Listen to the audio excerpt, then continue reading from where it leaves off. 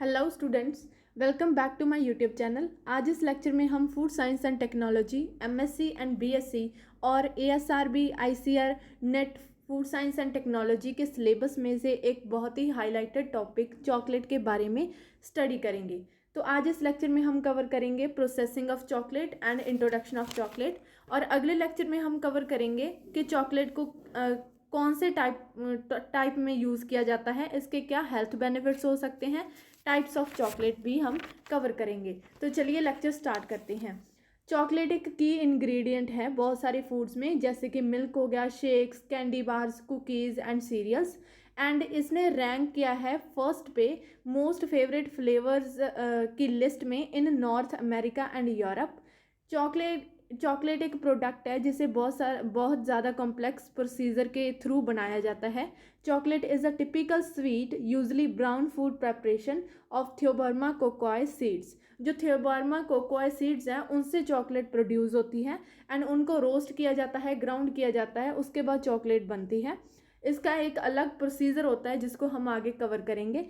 It is made in the form of liquid paste और black और used as a flavouring ingredient in other foods. इसको liquid की form में बनाया जाता है और पेस्ट की फॉर्म में बनाया जाता है, और इसको एज अ फ्लेवरिंग इंग्रेडिएंट बहुत सारे फूड्स में यूज़ किया जाता है। जैसे कि मैंने आपको पहले ही बताया, जो चॉकलेट है वो थियोब्रामा कोकोआ सीड से बनती हैं। Chocolate is made up of cocoa beans. उनको ड्राई किया जाता है, फिर फर्मेंट किया जाता है। फर्मेंट करने के बाद उनमें फर्मेंटेशन के दौरान उनमें फ्लेवर प्रिकर्सर्स प्रोड्यूस होते हैं। रोस्टिंग के दौरान फ्लेवर कंपाउंड्स प्रोड्यूस होते हैं जो कि चॉकलेट बनाने के लिए बहुत ज़्यादा क्रूशियल पार्ट होते हैं चॉकलेट फ्लेवर के लिए। A small 4 to 8 m tall evergreen tree, जो कि नेटिव होता है ट्रॉपिकल रीजन ऑफ अमेरिका, उससे ये कोकोआ बीन्स लिए जाते हैं। नेम था उसका थियोब्रामा कोकोआ। ठीक है। During cocoa processing the naturally occurring antioxidants है जो वो लॉस्ट हो जाते हैं। बहुत सारे नेचुरल अकरिंग एंटीऑक्सीडेंट्स है जो वो लॉस्ट हो जाते हैं। चॉकलेट एक वेरी सेंसिटिव होता है ये टेम्परेचर एंड ह्यूमिडिटी के। जो एक कोकोआ बीन होता है उसमें 54% फैट होती है, जिसे हम कोकोआ बटर भी बोलते हैं। उसमें कौन कौन से कंपोनेंट्स होते हैं फैट के? 34% कैलिक acid, 33% stearic acid, 26% palmitic acid and 6% other acids present होते हैं। एंड 31% कार्बोहाइड्रेट प्रेजेंट होता है, जिसमें 16% फाइबर प्रेजेंट होता है। 11% कोकोआ बीन में प्रोटीन प्रेजेंट होता है, जिसमें ग्लूटामिन, ल्यूसिन एंड आर्जिनिन होते हैं। 3% पॉलीफिनोल्स होते हैं, जिसमें फ्लेवोनॉइड्स एंड प्रोएंथोसाइनिन्स आ जाते हैं। तो उनकी ही अभी बात हुई कि बहुत सारे एंटीऑक्सीडेंट्स हैं वो प्रोसेसिंग के दौरान लॉस्ट हो जाते हैं, जो मैंने अभी अभी आपको बताए। इनमें से बहुत सारे लॉस्ट हो जाते हैं। चॉकलेट बहुत ज़्यादा सेंसिटिव होती है टेम्परेचर एंड ह्यूमिडिटी के। जो quality chocolate is characterised by the glossy shine. उसकी अरोमा और टेक्सचर और टेस्ट से क्वालिटी चेक की जाती है चॉकलेट की। Chocolate is often lower in caffeine than tea and coffee. Tea and coffee के बदले जो चॉकलेट होती है उनमें कैफीन की मात्रा भी कम होती है। अब हम पढ़ेंगे चॉकलेट को बनाया कैसे जाता है। फर्स्ट ऑफ ऑल हार्वेस्टिंग पहले जो कोकोआ पॉड्स थे उनको हम हार्वेस्ट करते हैं एट ऑप्टिमम मैच्योरिटी पे। अब वो भी डिफर करता है कि जो कोकोआ पोड्स हैं वो हम कौन सी वैरायटी के ले रहे हैं। ठीक है, उसकी भी टाइप्स होती हैं, जैसे कि फॉरेस्ट्रा टाइप का जो कोकोआ ट्री है वो अलग, उसकी अलग टाइम होता है हार्वेस्टिंग का। क्रोलियो एंड ट्रिनिटेरियो का अलग टाइम होता है। फॉर एग्जांपल, अगर हम हाइब्रिड और इम्प्रूव्ड वैरायटी के कोकोआ सीड्स हैं जो हमने वो प्लांटेशन की थी, तो उनके जब वो 4 to 5 ईयर के बाद, प्लांटेशन के बाद जो उस पर फ्रूट आएगा उसको हम हार्वेस्ट करेंगे। फॉर ट्रेडिशनल वैरायटी के लिए अलग टाइम होगा। ठीक है, तो हार्वेस्टिंग के दौरान जब फ्रूट है जो वो 3/4 येलो या फिर ऑरेंज रेड, डिपेंड करता है कि पॉड की वैरायटी कौन सी है। जो मैंने आपको बताया कि जो कोकोआ ट्री है वो भी 3 वैरायटी का होता है, उसकी वैरायटी पे डिपेंड करता है कि उसका मैच्योरिटी इंडेक्स देख के उनको हार्वेस्ट किया जाता है। Next is breaking the pod and separate beans from them. तो जो अब इसका भी टाइम होता है, जो पॉड्स को हम ब्रेक करते हैं वो 5 डेज़ के अंदर अंदर कर लेना चाहिए। तो नहीं तो उससे क्या होता है कि उसमें जो अनडिज़ायरेबल फ्लेवर है जो प्रोड्यूस होने लग जाता है। उसके बाद फर्मेंटेशन होती है, 1 से 2 दिन के लिए फर्मेंटेशन होती है। फर्मेंटेशन की 3 स्टेजेस होती हैं। जो फर्मेंटेशन का प्रोसेस है वो वही रिस्पॉन्सिबल होता है चॉकलेट के फ्लेवर को लेके आने में, ठीक है। क्योंकि जो कोकोआ बीन्स हैं वो खुद से फर्मेंट नहीं हो सकते, तो फर्मेंटेशन का प्रोसेस करवाना पड़ता है। जो फर्मेंटेशन के दौरान जो माइक्रो ऑर्गेनिज्म होते हैं वो ब्रेक डाउन कर देते हैं पल्प का, जो कि सीड्स के जो बीन्स के सराउंडिंग होती है। तो इस एक्टिविटी के दौरान क्या होता है कि जो बीन की है वो डेथ हो जाती है, एंड उससे ऐसा इन्वायरमेंट क्रिएट होता है जिससे फॉर्मेशन होती है कोकोआ फ्लेवर प्रिकर्सर्स की, ठीक है। तो जो पल्प है वो एक एक्सीलेंट मीडियम होती है ग्रोथ करने के लिए, माइक्रो ऑर्गेनिज्म की ग्रोथ के लिए, क्योंकि उसमें 10 से लेके 15% तक शुगर प्रेजेंट होता है। When the beans are removed from the pod, the pulp is inoculated naturally with the variety of microorganism from the environment. तो इसमें बताया कि जो फर्मेंटेशन है वो 3 स्टेजेस में होती है। 3 स्टेजेस में कौन सी? एनेरोबिक ईस्ट, सेकेंड स्टेज होती है lactic acid bacteria, and third stage होती है हमारी एसिटिक एसिड बैक्टीरिया, ठीक है। तो जो फर्स्ट स्टेज होती है फर्मेंटेशन की, उसमें शुगर से अल्कोहल और कार्बन डाइऑक्साइड प्रोड्यूस होती है। इसमें फर्स्ट स्टेज में बीन की डेथ हो जाती है, एंड क्योंकि एसिटिक एसिड बन जाता है एंड अल्कोहल है जो पेनिट्रेट हो जाती है बीन के अंदर, ठीक है। तो लैक्टिक एसिड बैक्टीरिया जो सेकेंड स्टेज है फर्मेंटेशन की, इसमें क्या होता है कि जो लैक्टिक एसिड बैक्टीरिया होता है वो स्टार्ट से ही प्रेजेंट होता है, बट वो डोमिनेंट हो जाता है 8 से लेके 96 आवर्स ऑफ फर्मेंटेशन के दौरान, ठीक है। तो थर्ड स्टेज होती है एसिटिक एसिड बैक्टीरिया।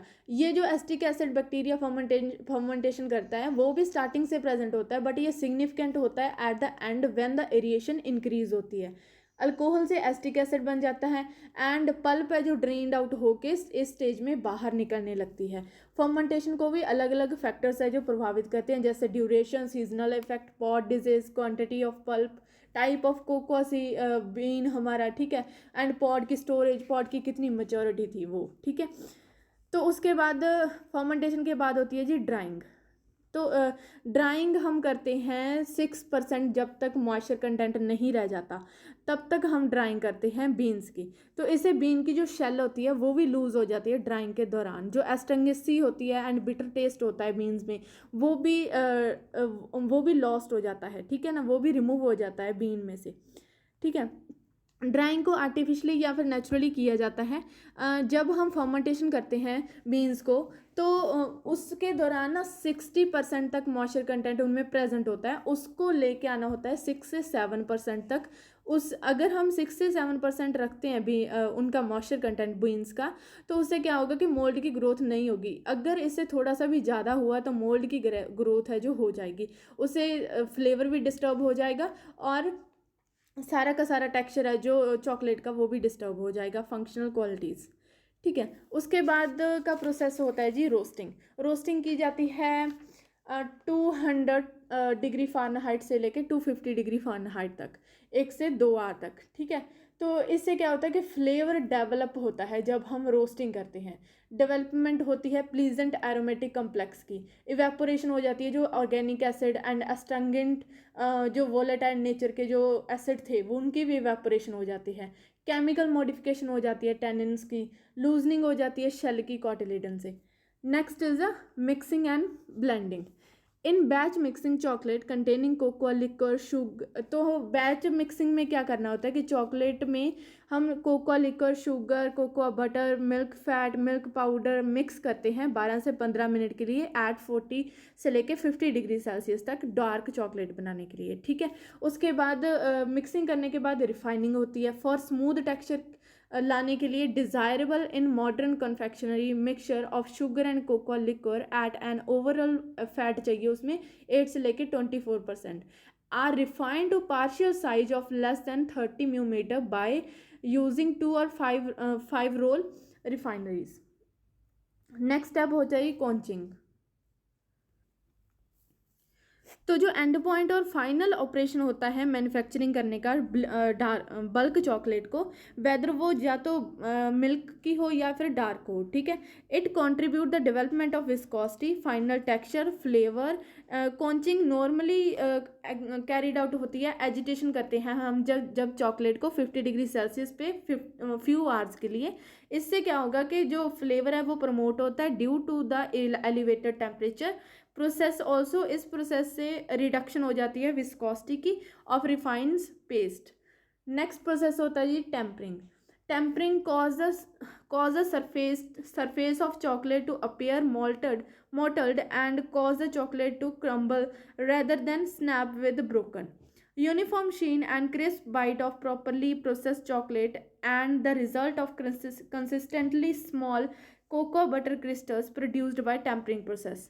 तो टेम्परिंग से सरफेस है जो चॉकलेट की उसको मोल्टेड किया जाता है एंड उसको चॉकलेट को क्रम्बल किया जाता है रेदर देन स्नैप, जब वो ब्रोक करे।